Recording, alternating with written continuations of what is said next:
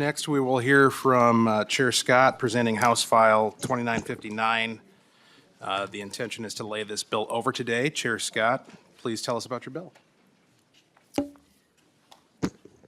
Thank you, Mr. Chair. And members, House File 2959 makes Minnesota's property tax system fair and more transparent by protecting taxpayers' confidential business data while ensuring the courts and assessors have access to the information needed to determine accurate property values.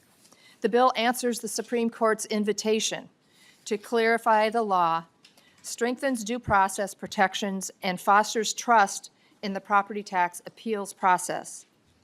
House File 2959 responds to the Minnesota Supreme Court's G&I 9 OIC LLC versus County of Hennepin decision by tightening the handling of income property assessment, which is also known as IPA data, in property tax proceedings. Under current law, the government can unilaterally make non-public data public simply by introducing it at trial, with no notice to the taxpayer.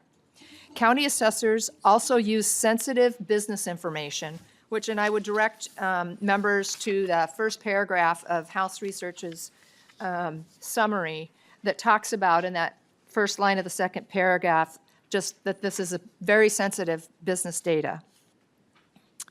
So county assessors also use sensitive business data information from other properties to justify assessments, meaning that the secret recipe that gives a business its competitive edge could be exposed.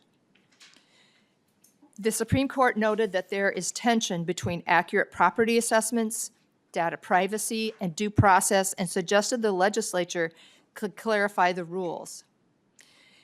They also have other language smattered throughout that opinion of that court case that say things like striking a different balance, or the court said that Section 27805, Subdivision 3, is ambiguous. So they're asking us for clarification. House File 2959 closes the loophole and follows the court's suggestion by ensuring transparency in litigation while protecting taxpayers' confidential information and preserving due process. With that, I would like to turn it over to my testifiers, Mr. Chair. Testifier, please state your name for the record and proceed with your testimony. Name is Lane Thor.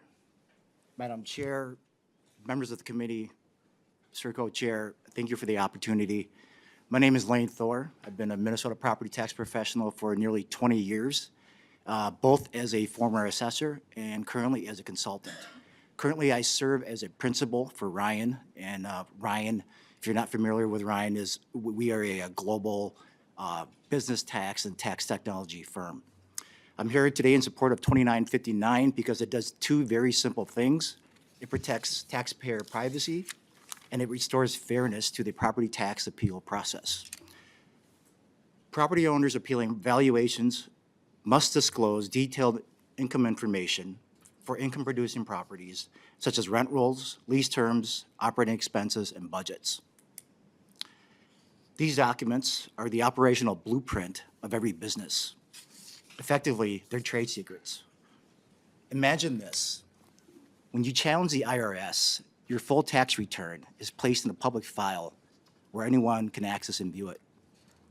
Without these protections, disclosure risks competitive harm, embarrassment, and discourages legitimate appeals.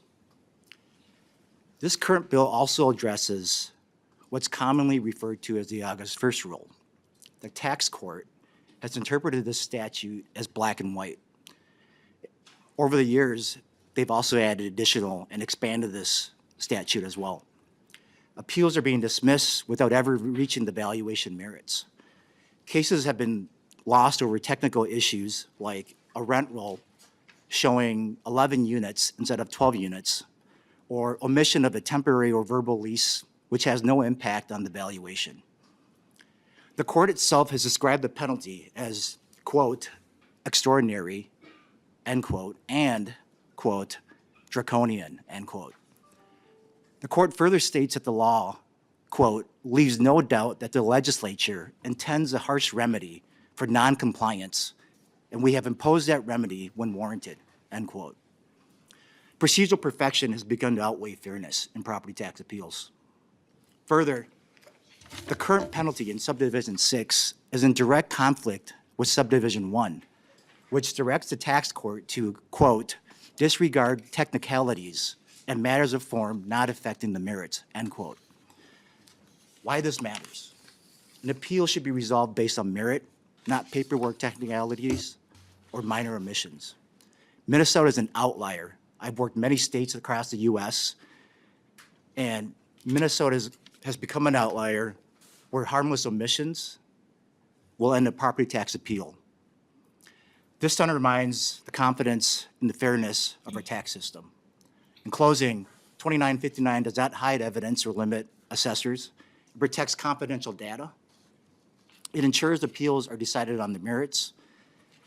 Fair taxation should never require procedural dismissals as the price of due process. I respectfully ask for your support, and I'm happy to answer any questions. Thank you. Thank you, Mr. Thor. Our next testifier on the list is Alex Smith. Once you get situated, could you please state your name for the record and proceed with your testimony? Yes, thank you. Hello, my name is Alex Smith. Thank you, Madam Chair, members, for having us here today. I am here today as a real estate professional with more than 19 years of experience in the commercial real estate industry. I've actively participated in numerous tax appeal processes here in Minnesota. I'm specifically here as I've personally been impacted by the challenges around data privacy as it relates to the tax appeal process. We are in strong support of the 2959 bill on behalf of the commercial real estate industry. We appreciate Chair Scott's work on this over the last several years. Without this bill, proprietary business data, including deal terms, rent roll, which is what a tenant pays, in addition to concessions, allowances negotiating and paid during lease negotiation and lease deal making. This information can become public and accessible to our competitors during the tax appeal process. In a market that's extremely competitive, it's essential that each business maintain data privacy as it relates to deal terms and specific deal practices and proprietary information. Personally, I've witnessed ownership settle cases with less than ideal terms, specifically because of the concerns about data becoming public to competitors if they were to go to trial. Perhaps even more concerning, as Lane had indicated, as it is today, a property's data can be made public without their knowledge as a part of a different tax appeal process. This is because an assessor can use building information who have nothing to do with that specific appeal to establish values in court, thus publicly disclosing data, business data, without an owner's knowledge. Adopting this bill would ensure a fair and equitable process where assessors have the information that they need while also protecting non-public private information in a competitive market. In closing, I'd just like to say that the Minnesota commercial real estate industry is suffering. In downtown Minneapolis specifically, there's building values that have dropped more than 90%. It's critical for owners to be able to right-size their property valuations without losing their competitive edge. This would allow the competitive edge that would allow them to rebuild their value. Thank you, Madam Chair, members. Thank you, Chair Scott. I'm happy to help. I'm happy to answer any questions that you may have. Thank you, Ms. Smith. Next on the list is Rebecca Holshoe.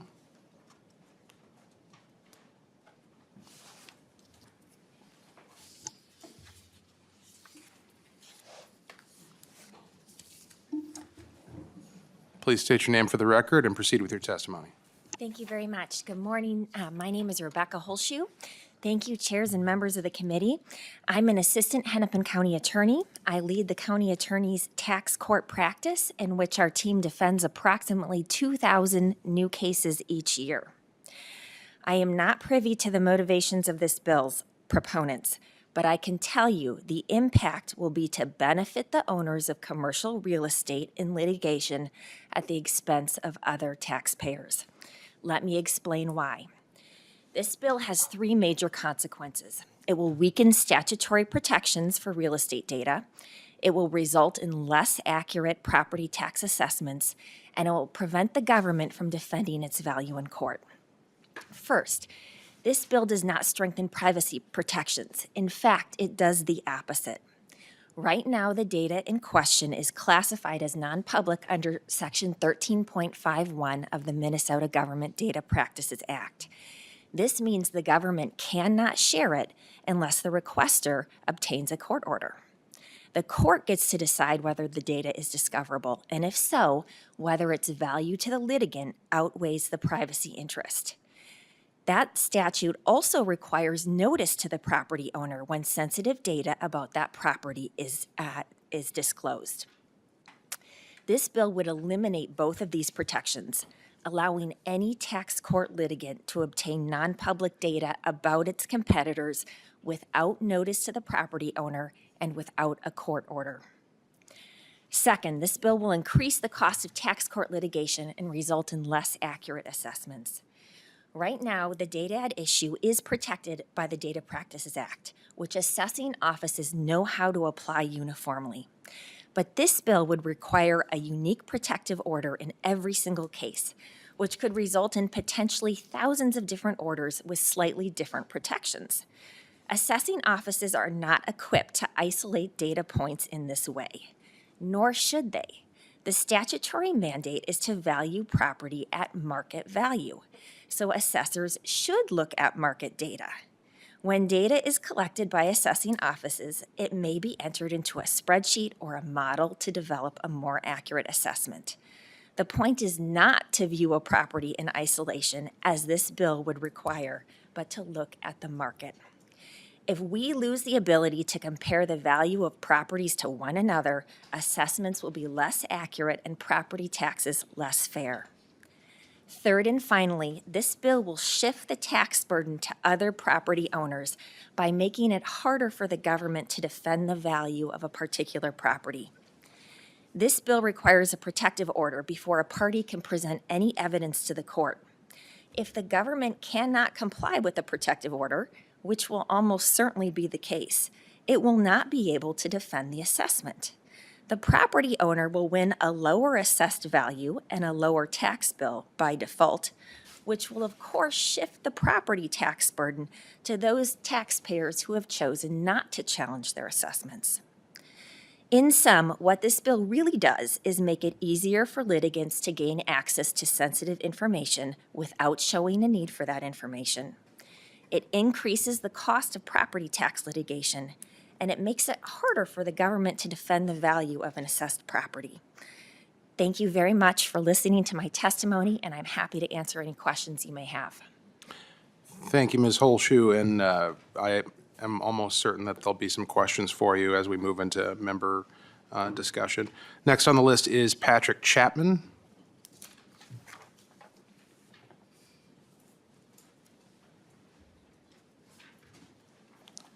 And if you could please state your name for the record and begin your testimony.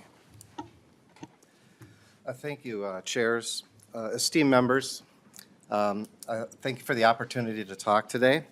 I'm Pat Chapman. I'm the Ramsey County Assessor and also a member of the Minnesota Association of Assessing Officers. The impact of this change would mostly be felt by institutional office and industrial building owners. It would almost have no benefit for the smaller businesses in the state of Minnesota. And the biggest negative impact would be felt by residential property owners, as surely there would be a shift of property tax from the large institutional owners to the smaller residential owners.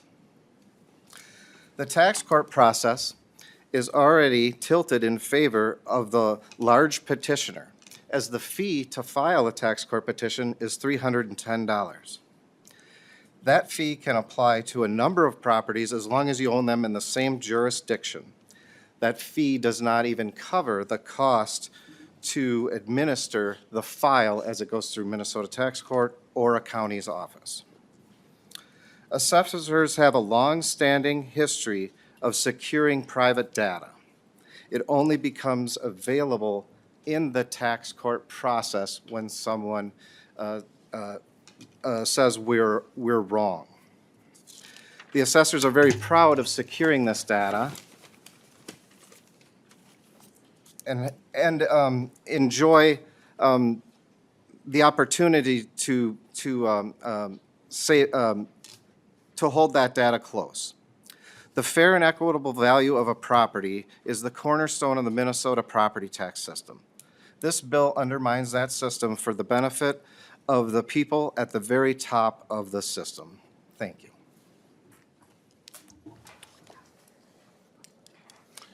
Thank you, Mr. Chapman. Is there any member of the public who would like to testify on this bill? Seeing none, we will move to member discussion on the bill. Does anyone have any questions for either Chair Scott or the testifiers? Representative Feist. Hi, sometimes I ask questions that make it really clear how little I understand things, so this is probably one of those. But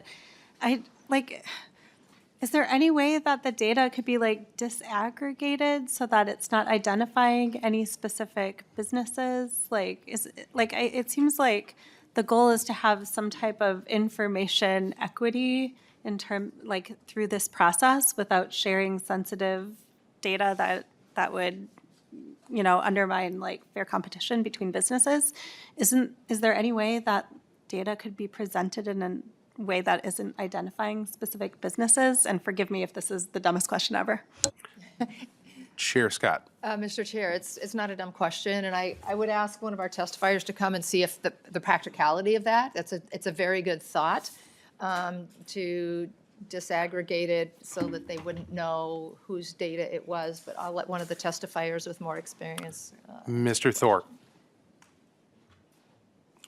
Co-Chair, there is a way, but it's very expensive. And with the changes to the statute, those protections automatically apply. And it does benefit small business owners because with the automatic protection, they don't have to litigate whether or not this data needs to be protected. Mr. Chapman, did you have something to add? Thank you, Chair, colleagues. The data could be protected in the appraisal process if we didn't have to name it during the court proceeding. You could protect that data there. It only comes out in that process when something is submitted to court. So we use market inputs. So a lot of times it's in spreadsheets, and we have this this piece of information that all of these properties have developed. So using those inputs, sometimes that data is exposed in court. So a possibility is making the work file confidential. But the burden of proof is on the petitioner to prove that, and then we have to defend. So we need this information. This is how value is created, or the opinion is developed, is through analyzing market inputs, and these market inputs are what we're using. Representative Feist.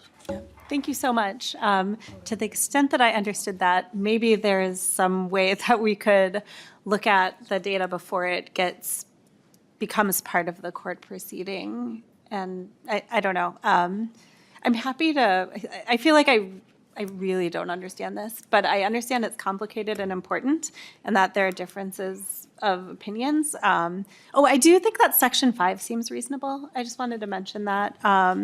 As an immigration attorney, there are so many aspects of my practice that there is no harmless error, exception whatsoever, and it's terrifying. And so I think putting in harmless errors and allowing people to correct the record seems very reasonable to me. But I'm happy to work with you on this. I think sometimes, it looks like it's bipartisan in the Senate, or at least there's a DFL author in the Senate. So to the extent that we can get folks together and have a productive conversation, I'd be happy to work with you on it. Thanks. I share your less than clear understanding of the things that are being discussed. Thank you, Representative Feist. I have a question for Mr. Chapman. You talk about market inputs. I served on a city council, dealt with people wanting to push back on their valuations. Can you just give us kind of like a 101, like you were talking to maybe eighth graders about how the assessment process works? Certainly, Representative. So for a commercial property, we'll talk about a commercial high-end property. You derive the income that that property could produce. You develop the amount of expenses that are associated with that. Then you get the capitalization rate from rents and other properties to try to figure out how much income it takes to generate a value for that property. And then you put all of those things together to come up with a valuation. It's inside of the income approach, rents and capitalization rates are the, in a rental situation, our income and capitalization rates are very, very important in trying to develop what an income or what a valuation is for a property. Thank you for that, Mr. Chapman. Is there any other member discussion? Representative Finke. Thank you, Mr. Chair. I guess I just have a question for the counties as well, which is, the commercial business owners, commercial property owners are trying to solve what they see as an imbalance in this process. Do the counties think that there's a problem that needs to be solved? Or do you think there's not a problem and we're just trying to tilt it in favor? Ms. Holshoe. Thank you very much, Representative. We believe this bill is a solution in search of a problem. Right now, the legislature has already afforded a better safeguard for this data, and that is Section 13.51 in the Data Practices Act. And what this bill would effectively do is undo that protection for anybody who chooses to file a tax court appeal. And they could have access to all of the information that would otherwise be protected. It is true, the government has a unique position, and I think that is certainly a source of concern in that the government is tasked with defending these cases in court, but also safeguarding the information it collects in order to perform its assessment function under the law. But that is the government's job. That is its statutory role to wear both of those hats. Right now, protected under 13.51, the court is required to employ the balancing test before releasing this private information. So what happens is a litigant, somebody challenging their property taxes, who wants access to the non-public data about other properties, has to go to the court and request a court order. And under 13.03 subdivision 6, the court has to do a balancing test and determine that this information is so important that it warrants compromising the privacy of the information through its disclosure. 13.51 also requires notice to the owner of the subject property. And so this legislation would eviscerate both of those privacy protections. Chair Scott. Thank you, Madam Chair, and thank you for the question, Representative Finke. And I'll have the testifier here to my left, you're right, just elaborate on this some more, but this is not a problem in search of a solution, or a solution in search of a problem. The Supreme Court of Minnesota has said the legislature needs to weigh in on this, that the law right now is rather ambiguous. Those were their words, not mine. And so I just want to go back to this thing of putting the assessors at a disadvantage somehow in the courtroom.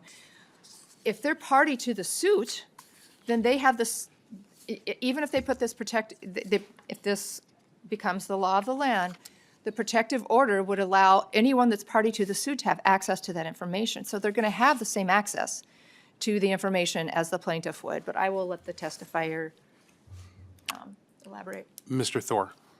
Yeah, I second everything that Madam Chair has stated, and the litigation process itself is very expensive, and without the automatic protection of this data, small businesses would have to spend a lot of money to get these protections. And so really, this is a question of fairness. It's not about restricting access to data to certain parties. Both parties, as Madam Chair has stated, would still have access to this information. And both parties would have access to information outside of the case that is publicly available or through other subscription services. And so one example is that, as a consultant to property owners all the time hire experts who don't have access to this information, and yet they're still able to produce a credible appraisal report for litigation purposes. And so I don't think this hampers either side. I think it just makes the playing field and rules more clear, and it makes it more fair for everybody. Representative Finke. Thank you, Chair Hudson. So we're talking past each other. You can't really compromise on a problem when one side thinks there's a problem and the other side doesn't. So just backing up what Rep. Feist has said, there's obviously some work that needs to get done, and I hope that you guys can figure out what we're really talking about. Representative Coran. Thank you, Chair. And to the bill author, Chair Scott, we're in the Judiciary Committee. We're talking about data practices. This is what we do here in this committee. And from my perspective, regardless of how folks sort of stand or feel on data privacy in this bill, who should have it, what should change, what the problem might be. I agree with Rep. Finke in that I think maybe some more collaboration, even behind the scenes, to really get to the root of what seems to be the problem and what the court was suggesting that we fix, and get some clarity there. But I do want to talk about the impact that data privacy changes, the impact that could happen down the road, like the impact on business owners, the impact on constituents. I don't have a question for you, but it's more so when we're talking about what kind of data is public, what kind of data is private. How does that then impact, for example, if it drastically shifts the appraisal value of a property, and of course then the business is paying less property taxes. Now we can have a whole other conversation about the fairness there, right, between what has been assessed and what is actually potentially, right? But the impact then, which was, I think somebody briefly mentioned, was if a county then is counting on that assessment to be accurate, and then they lose tax revenue because the assessment lowers, where are they going to make up for that, right? And that's just, I think, a larger conversation that is related to this bill, not necessarily a judiciary part, but I just want to, as folks are talking about this, consider what the ultimate impact will be on revenue for counties and on the average taxpayer, because we certainly don't want that to be deferred or passed on then to residential property taxes. Chair Scott. Thank you, Mr. Chair, and thank you, Representative Curran, for the question. And I'm having a hard time following the line of thinking that it's going to drastically do anything to assessed values that is going to be passed along to, say, residential homeowners, something like that. The assessors will have the access to the same exact data as the plaintiffs in these cases. So I just have a hard time following that line of thinking. And, one thing that I would add is just from one of the justices, and I'm going to quote Justice Thiessen here, but he expressed concern that even allowing assessors to use third-party non-public data in their trial appraisal reports under the limited statutory exception relating to assessors' records was fundamentally inconsistent with the legislative purpose and intent of classifying the data as non-public and protecting it in the first place. He recommended the legislature fix the language to provide clarity in the future. So, and it wasn't just him that weighed in on this. Several of the justices made similar statements.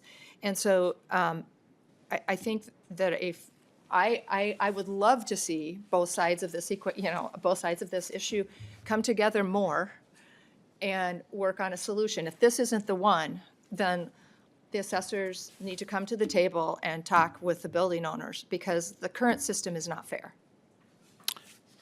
Good. Representative Kran.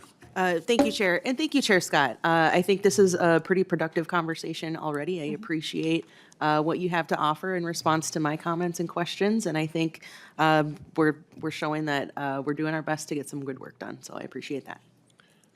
Chair Liebling.